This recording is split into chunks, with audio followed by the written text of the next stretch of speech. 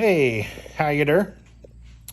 I'm going to make a video on installing a sub in my F-250 back view. And it's just this Kicker base station pt250 all-in-one 100-watt amp built in, fairly small. Very aware that it's not going to be a competition sub. Probably isn't the best quality, and definitely is not going to break windows or anything. But I just the speakers in 2003 to 2007 Ford F-250s, the low end is horrible. It's all high end stuff. There's no lows at all, and I can't stand horrible sounding music. So there's not a great video showing on how to put one of these in. There's also not a lot of room in the back. I will also predecess this by saying this is being shot in one single take, so it probably won't be beautiful quality. It's not going to be edited, stopped and started or anything. It's just going to run through it quickly.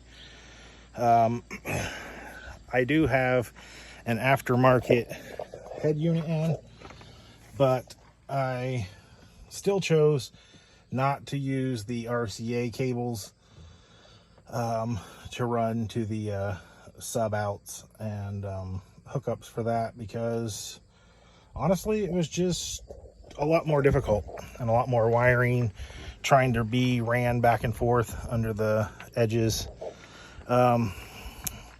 So anyway, first thing that I had to do is, in the back there is a tray that's sitting right there now, that normally sits down in here, and that has to be removed. There is 3 bolts, one there, one where the ground is grounded to, and then one over there. You can see the hole kind of by the orange ratchet strap. Anyway, those have to come out. 2 of mine were stuck, had to be pried out with a pry bar to make room. Secondly, you'll notice I had to cut this back partition out. It's flexible, but not to the point that it would allow that to go in. And even with it all cut out like this, it's still a tight fit until it gets down in there. Once it's down in there, it opens up quite a bit. So the thickness of the radio, the sub itself, fits down in there nice, and the bench seat then is able to fold and unfold, so you can still, use this much of your room. So when you don't use a let me spin this around, I'm gonna make everybody sick. Not a professional video, I promise. When you don't use the RCA outputs for the sub, you have to wire into your rear speakers. So I'll show you to do that. This lifts up. There's a Torx bit that takes that out, and when you're done, it just snaps back down.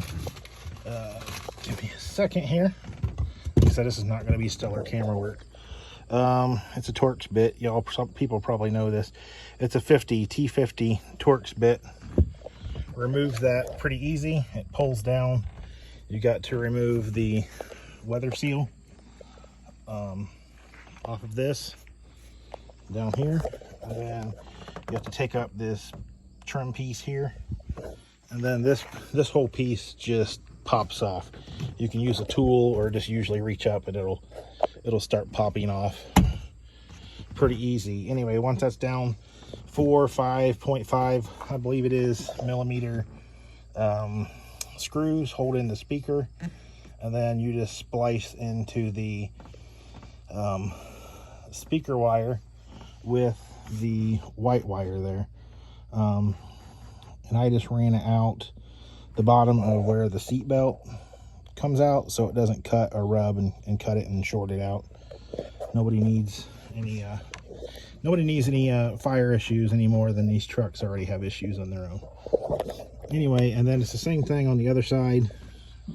Seat belt, trim, gray wire goes in over there. Just wire it to your, splice it in somehow, whichever your preferred method is. I like military splits, splices, and but splice it in, and then it all just goes to a harness that I'll show you a little bit later. The ground, like I said, I just put back where one of the bolts was to run the ground, and it seems to work very well, and it's not going to take up any room. It's not there.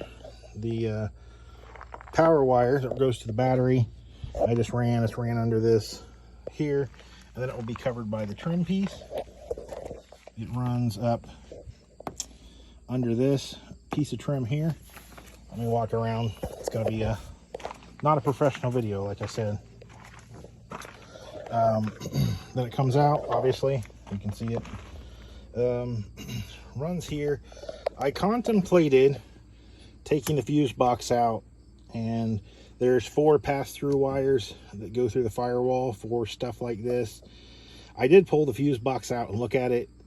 Actually kind of seemed like a pain to do it all up in there. Would have been cleaner and more professional. I opted to run it just up here because, like I said, this isn't a competition or show truck. I just wanted some more low end.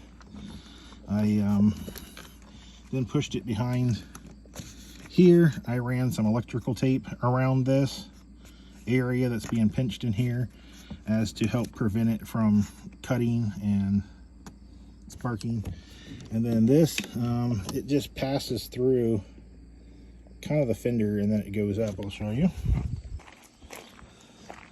Let me tell you, this is all just informational. I am not a professional stereo installer.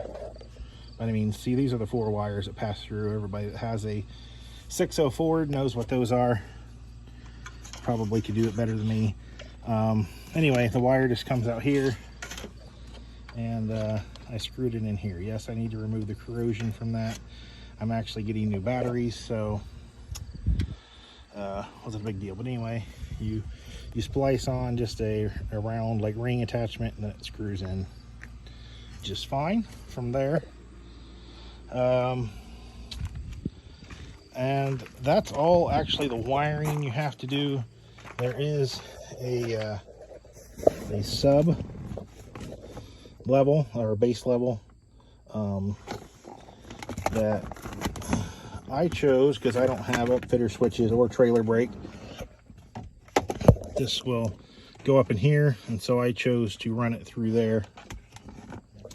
And then the wire comes out here, but I'm going to put it back behind all of here and then come down and run it back kind of the same way that the power wire goes. But that way you can control your sub level. If you did it with the RCA cables, you wouldn't necessarily need that because you can control your sub output, at least on this radio I have.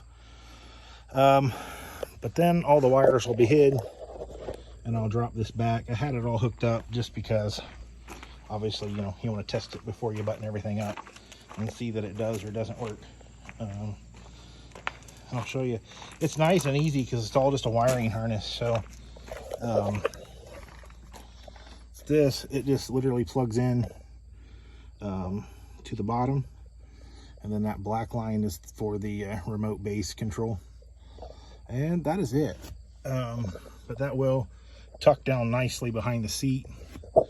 Like I said, not a competition sub at all, but it definitely sounds good and definitely makes your radio sound really good, especially when there's 0 lows whatsoever with that.